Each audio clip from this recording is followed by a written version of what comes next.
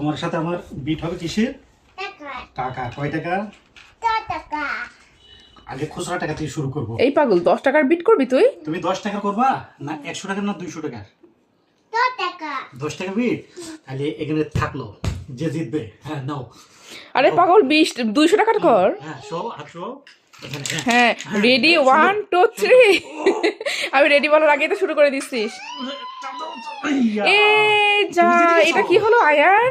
আয়ান জিতে টাকা নিয়ে নিছে, বাবা হেরে গেল। এই যে শোনো শোনো শোনো টাকা বিট হবে। শোনো ওটা তোমার। আয়ান, শোনো শোনো শোনো, এদিকে আসো। আব্বু তোমার অনুভূতি কেমন বলো তো?